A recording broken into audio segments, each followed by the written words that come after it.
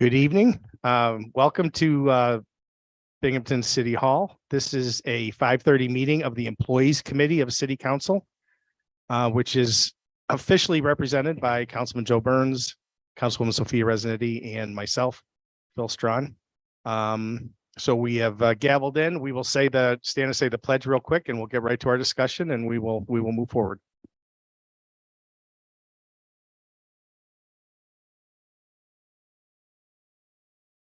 Public for which it stands, one nation, indivisible, with liberty, justice for all.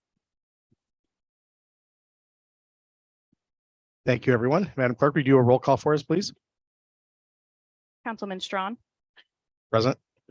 Councilwoman Resnetti, Present. and Councilman Burns. Present. That's all three here. Okay.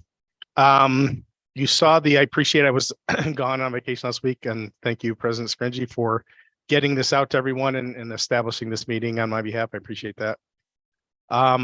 So everybody received this and a memo from the clerk's office. I just want to offer, brief discussion on it. From my perspective, it seems like a reasonable request from the clerk's office. The gist of it is a 2% increase for the clerk and deputy clerk, and a 1% increase that represents a responsibility adjustment for the addition of vital records to their responsibility and employees that they and duties that they oversee. The proposal would take the current salary of the clerk from $64,895.15 to $66,842 even, and the deputy clerk would take it from the current $54,990.67 to $56,640.39. They had mentioned some context of the CSE bargaining agreement at 2%. I mean, obviously in this inflation has stabled a little bit, but 2% certainly is a very modest and reasonable ask, I believe, regardless of CSE or any other issue. And then the 1% we discussed, or I mentioned, talked about foot traffic and some of the revenue that the clerk's office is generating, which is appreciated information. So I'll open up to Councilman Burns, Councilwoman Resnetti for any discussion or thoughts, or what are your thoughts?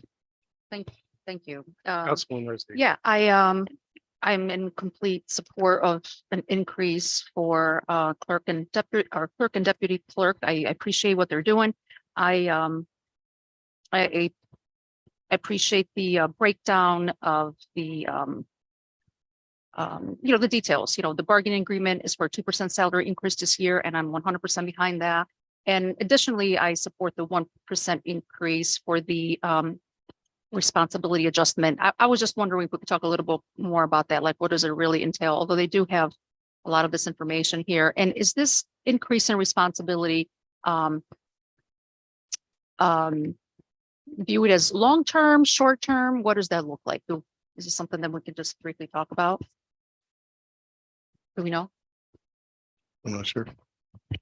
You feel free, Madam Clerk, to pitch in and add to our discussion here. So now from 2023 on, we will be in charge of the vital records office. It used to be under the mayor and now it's under us. So it will be permanent. Okay, thank you for that. Councilman Burns, go ahead. Yeah, do we know how much the city saved? I mean, was there an employee that was doing the vital records that no longer exists? Was there an employee cut? Yes, so she retired and we have a new registrar in there that we are now overseeing. Do you know what her salary was? The new one, I believe it's 37 or 38,000. But that vital records person doesn't exist anymore. Is that correct? She does exist. Oh, she It's a does new one. Yep. The other one retired. The Okay. vital department used to be under the mayor's office. So Right. the oversight is now under the clerk's The office. oversight is now. Yeah, the So supervision. we haven't lost a city employee No. anywhere because of the vital records. No, Okay.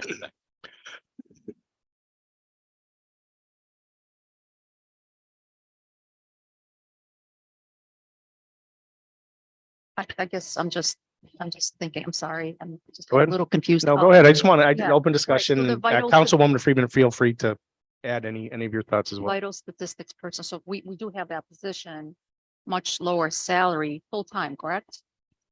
Okay. So the added responsibilities are short-term while she's being trained, or this person's being trained? The added responsibility is just that now we oversee the vital records department. They have the supervision and use- oversight yeah. I responsibilities. see. Okay, thank you so much. They manage it going. Right. Councilmember Freeman, go ahead. Thanks.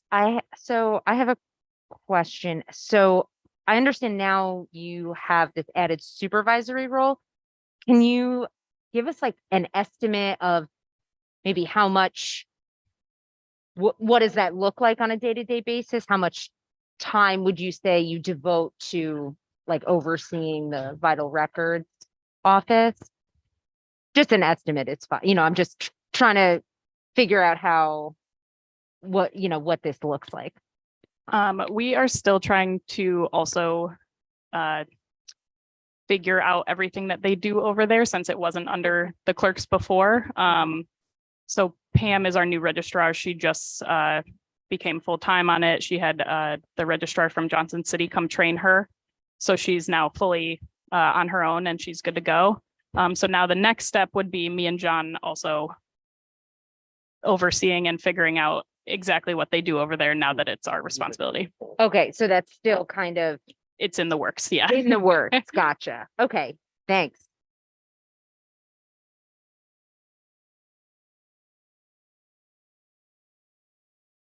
President Scringy, go ahead. Thank you, Mr. Chairman. Yep. Yeah, just to add some context to all of this. So as I know, we're all well aware. There's in the clerk's office, besides the additional oversight, there's actually been quite a bit of training and jumbling around that's actually occurred within a very, very short period of time. So again, just to kind of lay this out chronologically, we had someone in Vital who retired. Then we had someone who was hired for that position. As the clerk's office just kind of touched on, there's kind of a balancing act here, because not only is there a supervisory and a training aspect on behalf of the clerk and the deputy clerk, but there's also state level certification that comes into that as well. And then we have another employee in the clerk's office whose time is largely enveloped 50-50 between Vital as well as the clerk's office. And then the one full-time employee in the clerk's office under the clerk and the deputy clerk is also brand new, and there was training under that. Not to mention the fact that our former deputy clerk became the city clerk, and now we're lucky to have a new deputy clerk as well. So from a supervisory perspective, it would probably be very difficult to quantify at this particular point in time. The simple principle that it will be an ongoing supervisory aspect, but again, just to provide that context, that's what they've actually been working on, putting systems in place up until this point. Thank you, Mr. Chair. Thank you. And as the increase, I just did the total dollar amount. The supervisory account for the clerk would be less than $650 as part of that increase. And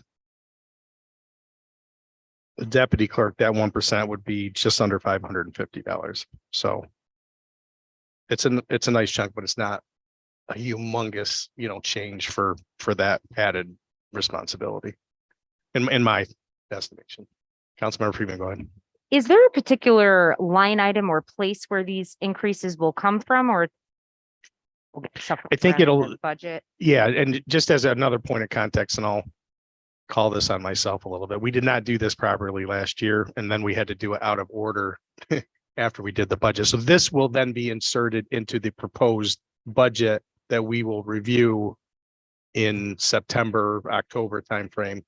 So when the mayor presents his budget, the assumption is that this will go into that budget like any other department, and then we will review it as part of that budget process at that time.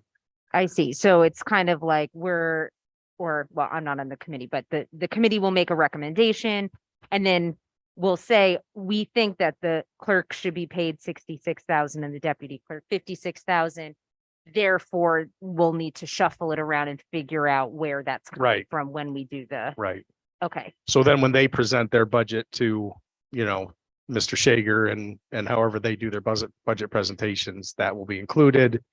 And I guess at that point, if there's any arm wrestling from the mayor's office or the administration, I guess they No. would do it then. And then we'll have our shot back at it. But this is our way of putting that into the budget in the proper time frame, like we did not do last year, which was I my see. responsibility and my fault. So we are doing it the proper way this year, which is good. So right now we'll just be, I think we can just make a general motion and refer to this memo, correct? To refer it back to the whole city, the whole body, correct?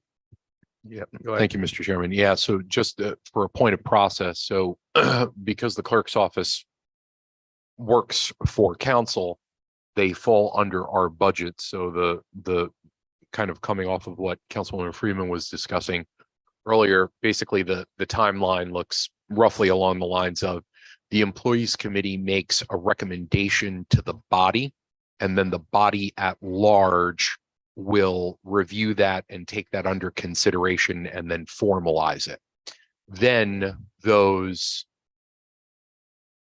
forgive me, going on the assumption that it passes, then that would be handed off to the comptroller's office, and the mayor's office would then take that into account with respect to the budget that he will propose come mid-September. And then, as Chairman Strawn correctly pointed out, we actually get a third round of review as a larger body, because then that would be line itemed in the city council portion of the proposed budget for the next fiscal year. So we actually, when you include the employees committee, which Chairman Strawn is chair of, the body at large gets a review of this actually 3 times over the next few months. So in essence, we will formalize in essence a recommendation. Correct. Yeah. To So if the Councilwoman whole Residetti city or council. Councilman Burns, the motion would be to propose to the larger body that the salary requests of the city clerk and the deputy clerk be accepted as submitted to the broader body for review. If either one so chooses. Okay. Any other discussion? So since belaboring it, we can just kind of visit and talk in between our meetings. So in essence, we're going to be proposing a recommendation that the memo as submitted on originally on June 26, 2023 to me as as the chairman, but to the 3 of us in essence as the committee, that proposal be moved forward to the whole of city council for their review. So say that in a. Do that. See, this is where the words "so moved" come really into play. Right. Right. So I would like to make a motion for the employees committee to make the recommendation to the larger body regarding the salary request for our clerk and deputy clerk. And as accepted or as proposed. Second. Okay. We do a 3-person roll call. Okay. Can you do a roll call for us, Madam Clerk? Councilman Strawn, Aye. Councilwoman Residetti, Aye. and Councilman Burns. Aye. All right, that's 3 ayes. Okay, then you can, Janine, then you can formalize that into a agenda item with President Scringy for a upcoming meeting. Okay. And I'll connect with the clerk's office on that. Thank you. Okay. Any other discussion for the good of the order for the employees committee? If not, I'll take a motion to adjourn the employee committee meeting.